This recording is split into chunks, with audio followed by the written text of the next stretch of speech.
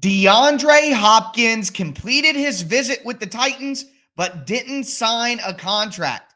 I don't think that Titans fans should be worried. I'll explain why, plus recap Hopkins' visit with the Titans on today's edition of the Locked On Titans podcast. Let's get it. You are Locked On Titans, your daily Tennessee Titans podcast, part of the Locked On Podcast Network. Your team every day.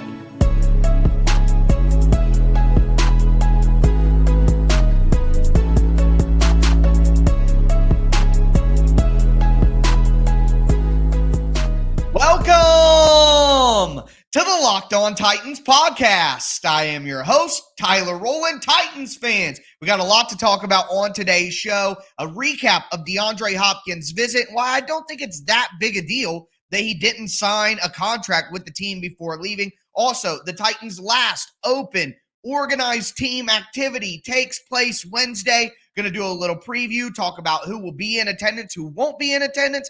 Also, we got to discuss the quarterback 2 battle, as we're about to have a big break between the next time we see the Tennessee Titans out on the field. But before we get into all of that, I want to thank you guys for making the Locked On Titans podcast your first listen every day. Remember, Monday through Friday, Tennessee Titans content all year round on all apps, always for free. Get subscribed, stay subscribed. It's the Locked On Titans podcast. It's your team every day, and it's getting more difficult in the sports landscape to find daily coverage of your favorite team for free, and you're going to get that here all year round. So make sure you stay locked in with the Locked On Titans podcast, part of the Locked On Podcast Network. But moving right into today's show, I want to start with a little bit of a recap of Hopkins' visit.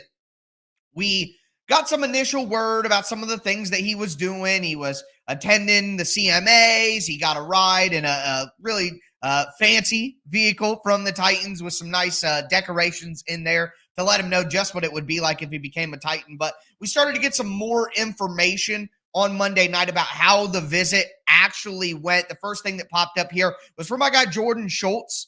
Jordan does a great job breaking news and things like that, and he put out that DeAndre Hopkins had a successful visit with the Titans, and the two sides will remain in contact. We got even more information from Diana Rossini from ESPN, who went on Twitter and said, DeAndre Hopkins left the Titans facility late this afternoon, this on Monday, after spending hours with the players and staff.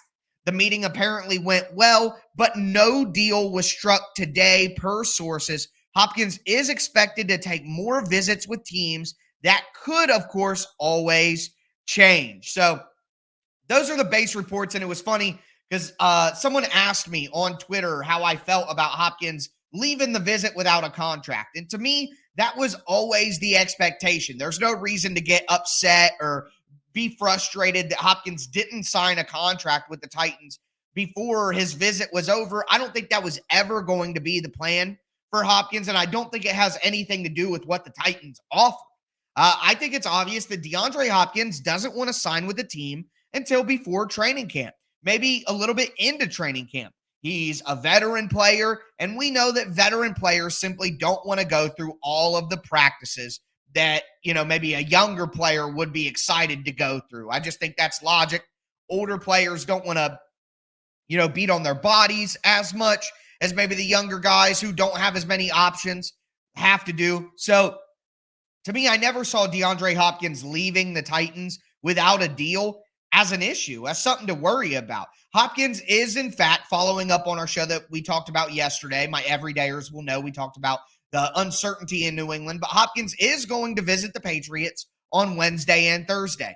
Again, to me, this is always part of the plan, and I honestly feel stronger that Hopkins is going to be a Tennessee Titan than I did before this process started. He can go visit New England. If you start to look at the teams that could potentially make an offer, I just think that the Titans have a lot of things that all pile together. I think Hopkins would feel comfortable with the Titans, and I think that's a big thing. So we've talked about opportunity and finances and the familiarity Hopkins would have.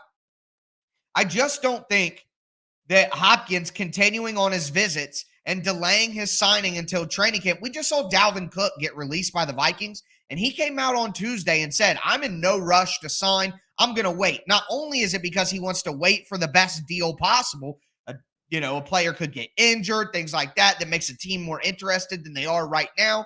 But also, again, these are veteran players who don't necessarily want to go through all of the rigors of training camp right away. So to me, Hopkins completing his tour, Hopkins going out there and visiting other teams, it really doesn't make me any more nervous or any more concerned than I would have been already or anything like that. And at the end of the day, like I said, I feel more confident right now that the Titans will sign DeAndre Hopkins than I ever have before. It just, when you start to really look at it, especially if the Patriots are the primary competition, I just think the Titans are a much better fit for Hopkins than the Patriots. If you want to come in and say the Bills or the Chiefs, or Hopkins has already shown he doesn't want to take a minimum discount to go play with those teams. He wants to make some money. So if you're talking about the Titans, you're talking about the Patriots, maybe throw in the Texans, there was some interest there, the Browns. I just think the Titans at this stage in the game make the most sense. I really do. So the point is, just don't freak out, Chicken Little, sky is falling, because Hopkins didn't sign a contract at his visit with the Titans. I don't think that was ever going to be the case. I did want to mention one other thing here with you guys, though. There is a drummer, a local musician in Nashville named Bam Rich. And Bam Rich went on 104.5 The Zone, a local Nashville radio station, on Tuesday. And he said that he ran into Hopkins, and the proof is here in the picture that he put up on his Twitter. And he told them that he said to Hopkins, Hopkins said this I'm getting it all mixed up. Bam Rich said this about his conversation with Hopkins. He said, man, Nashville's a vibe. It's really a vibe, bro. I didn't even know y'all was down here living like this. That's what Hopkins said to Bam Rich. Bam Rich then said he told Hopkins that the Titans need him in their wide receiver room, to which Hopkins responded, man, we're going to see what's up, bro. Felt so funny reading that word for word. But, I mean, at the end of the day, I really do think Hopkins was impressed by his visit with the Titans. I think he would feel at home in the South, in Nashville, being a guy from South Carolina. I just think there are so many things that the Titans have going for them in this sweepstakes for Hopkins that even though he didn't sign the contract during the visit, I really feel more certain than ever that Hopkins will sign with the Titans. So they finally got me to believe just in time to be disappointed. But with that being said, the Titans have their last open organized team activity of the summer tomorrow. Well, I guess from this phase of things. So we're going to get into that, see who's going to be on the field, who's going to be back, think about, some of the guys that could return and some of the battles that are still taking place in these OTAs. So we're going to get into that in just a moment. Before we do, want to let you guys know that today's episode is brought to you by FanDuel Sportsbook. The NBA Finals may be over. Congratulations to the Denver Nuggets, of course. But there's still MLB. Check out those Cincinnati Reds and Ellie De La Cruz. A great team and an exciting team to bet on right now. I think the NHL Finals are still going on, although that may end before you guys hear this. Maybe we'll see. There's still WNBA.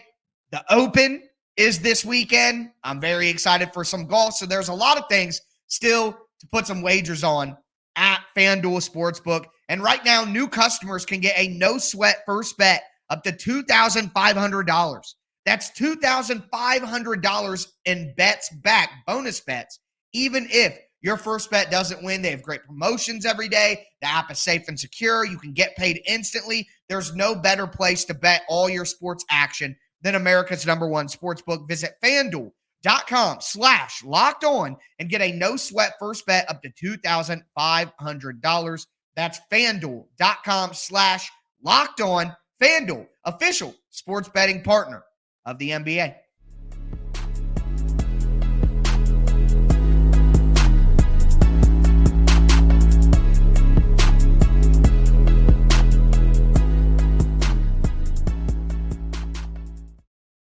Titans Titans fans, let's continue today's edition of the Locked On Titans podcast. We talked about DeAndre Hopkins' visit with the Titans. Now I want to preview the last organized team activity of the summer phases of the offseason. Well, that's not even technically correct because training camp is in the summer, but you guys know what I'm saying. Before training camp, all right? But anyways, let's talk about some of the things that we'll be watching for. And for me, it's all about attendance. That's the big thing that I'm looking for. And, of course, to remind you guys, tomorrow's show, my everydayers, get excited. I'm going to be breaking down all the biggest news coming out of the Titans' last open OTA. And then to end the week, I got a little tail of the tape, a little battle coming your guys' way that you're going to enjoy on Thursday night into Friday morning as well. So excited for all that.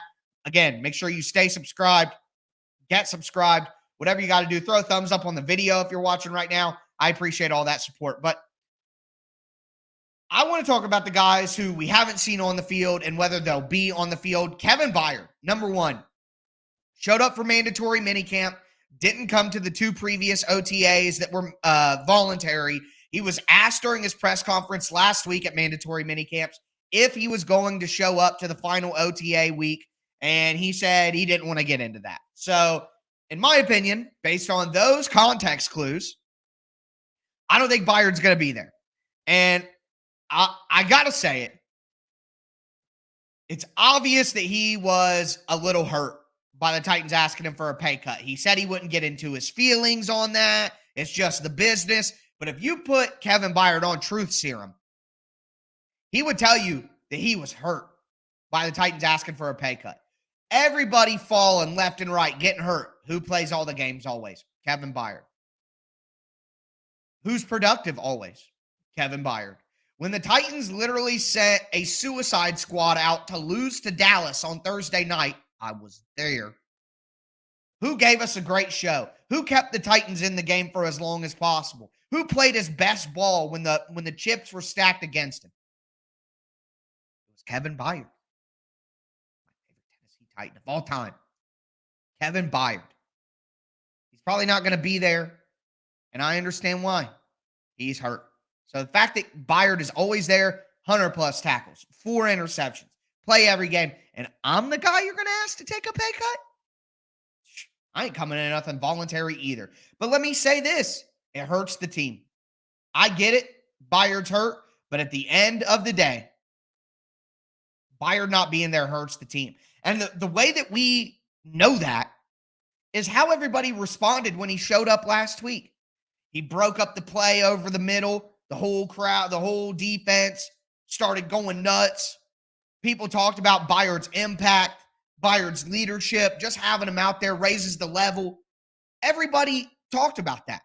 So what we can't do is we can't celebrate Kevin Byard's impact and leadership, and then when he's not there, act like it doesn't matter. You can't have all the good and none of the bad. So if Byard is not there, at some point in time, it hurts the development of the team.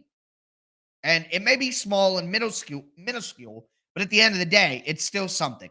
All right, I wish Byard would be there, even if it's voluntary. And, is Christian Fulton going to get out on the field?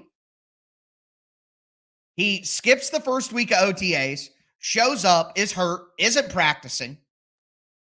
I mean, you're in a contract year, man. The Titans brought in Sean Murphy-Bunting. Roger McCreary played the most defensive snaps of any player in the NFL last year. He got experience. He's not a rookie anymore. Fulton needs to step up his game a little bit here. And we've seen the opposite of that this offseason. After being called out by Vrabel and then the process that I just explained, I need to see a little bit something from Fulton here. And he's probably not going to participate in that open OTA tomorrow. And it's just disappointing, I guess. Same thing. We probably won't see Caleb Farley. Probably won't see Harold Landry. Definitely won't see Dylan Radins. That's to be expected. But that's okay. Farley is a concern, man. I mean, he had that back surgery last year during the season, and he's still not ready to get out there and practice. That is a concern. How much of a concern? Not that big of a one because we don't expect Farley to do much. But still, not a good sign for his recovery. Radens, Landry, not really that worried about it. But one guy who we haven't talked about a lot, Trevon Wesco, brought in to be Jeff Swaim. I expect him to play quite a bit this year in that Jeff Swaim role. Hasn't participated at all. Not in mandatory minicamp, not in OTAs. I mean, there was a report at mandatory minicamp, the open practice, that there were a couple of Titans who weren't participating on the field, but that were on bikes. Is that Wesco? Because if not, then he simply hasn't been around the team yet. So I want an update on Wesco, even if he's injured, and that's why he hasn't been out there. Where is the guy? Also, want to get a little update on Teair Tart. Tart said it was important even before he signed his contract tender. Said it was important that he was out there and getting better with the team. But he was not at the last day of mandatory or the open day of mandatory minicamp. He wasn't out on the field. So interesting to see if that was like an injury or what was going on with that. Hopefully he's back out on the field. So those are like absences and attendance issues that I'm looking at. I just want to see who actually shows up to go through this last week of OTAs. That'll be really interesting to see. But there are some on the field things that I want to hear as well during this open OTA from the Titans. And the number one thing for me is who is going to step up out of these playmakers? DeAndre Hopkins just took a visit. The Titans are courting DeAndre Hopkins. If they bring in Hopkins, then that means one guy that would get a roster spot right now is not going to get it. So just Hopkins, the idea of Hopkins could ratchet up the intensity for the wide receivers and the playmakers. And I'm just interested to see who handles that pressure well, who steps up in the moment. We saw Racey McMath drop a pass last week. We saw Colton Dallas score 2 touchdowns. To me, that's a battle that's going on. So who's going to step up with the pressure on and DeAndre Hopkins breathing down their necks? The idea of Hopkins breathing down their necks. That's what I want to see. Is it going to be Dow? Is it going to be McMath? What about a guy like Jacob Copeland or Reggie Roberson? Karis Jackson even? Just saying. What about the older guy? Mason Kinsey, for example. One of these guys is going to have to step up.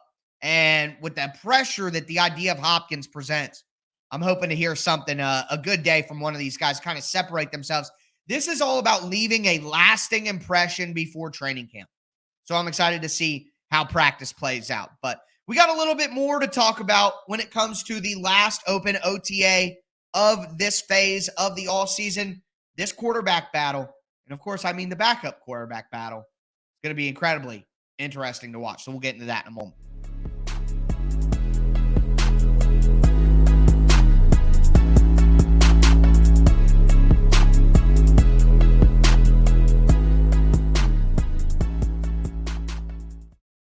Titans fans, let's cap off today's edition of the Locked On Titans podcast. We talked about DeAndre Hopkins' visit. We talked about some of the attendance things that I'm looking for with the Titans' last open OTA. Now I want to talk about the quarterback battle at backup quarterback because we've heard some interesting reports this all season so far. Before we get into it, want to remind you guys I'm going to be breaking down practice tomorrow, going over everything that you need to know. So make sure you come back here for tomorrow's show. Also on Friday, I got a little tail of the tape action. I'm not going to spoil what I'm talking about, but there's a fight that's happening on the last show of the week. And I hope you guys tune in and help me declare a winner because I think there's a winner in the battle. But I want to talk about this quarterback battle here for QB2. Obviously, Tannehill at this point is far and away. He's flown away from the competition. Tannehill got his pilot's license this week, according to his wife on Instagram. I wrote an article on Sports Illustrated. It's probably the cheesiest, corniest article I ever wrote in my entire life, but it was surely hilarious for me. So you can check that out at alltitans.com. But Tannehill got his pilot's license. He's flying away from the competition. But the competition between Will Levis and Malik Willis is going to be more interesting, I'll say, than I imagined. And I'll admit that I came into it like there is no way in the world Malik Willis is making this team. There's no way in the world that Malik Willis is beating out Will Levis. Not a chance. And while I still feel like that may be the outcome, based on the reporting that we've seen around some of these open practices, Malik Willis has improved. Malik Willis is more decisive. He's getting the ball out quicker, more accurate. Now, I'm not telling you that he made some Herculean jump, but it's obvious that he's better than last year, which hard not to be, if we're honest. But even the operational things, which is what I've been focusing on, getting in and out of the huddle, getting everybody set up properly at the line of scrimmage, calling the plays, taking the snap from under center. It's been Levis who we've heard struggling with drop snaps, and he's supposed to be the guy who's used to that stuff. So I think we've seen a subpar first month from Will Levis, and we've seen a better version of Malik Willis than we expected. Even if it's not light years ahead, it's still a better version. So to me, the most chaotic thing that could possibly happen with the Titans' future is if Malik Willis turns out to be better than Will Levis. That would be maximum chaos. And I'm here for it. Personally, I'm here for it. That would be incredibly interesting. I just want a good quarterback. Whether it's Levis, whether it's Willis, I don't know if I believe in either of them. So if either of them prove me wrong, then that would be awesome. But again, it's all about making a last impression before training camp. This is the last on the field work you're going to get with the team, with the coaches. And I think it's good to send a message, especially you should be better this week in OTAs than you were the first week in OTAs. So who is going to show that? Who is going to separate themselves? That battle is going to wage, and I'm just waiting for some sign of separation between those two guys. Will one of them put their foot forward in this last open OTA? The last thing that I want to talk about here is just stay healthy. A couple of injuries have popped up around the NFL in recent weeks. Just stay healthy out there. That's, please, Lord. Please, Buddha, Allah, I don't care who you pray to. 8 pounds, 7 ounces, baby Jesus. Whoever is running this thing, just let the Titans have a little bit of health this year, please. Mother Nature, if it's you, I will send a prayer to you, Mother Nature. I will. Because the Titans simply can't have the injuries they've had the last 2 years. And I certainly don't want them to happen in the summer when these players don't even get an opportunity to contribute. So just stay healthy. Goose Bravo. That's all I got. But that's going to do it for me today, folks. Again, I'll be back with you guys tomorrow. We are going to be breaking down the last open OTA of this phase of the offseason for the Titans. Training camp right around the corner. But that's going to do it for me today, folks. As always, I am your host, Tyler Rowland, and this was Locked On Titans.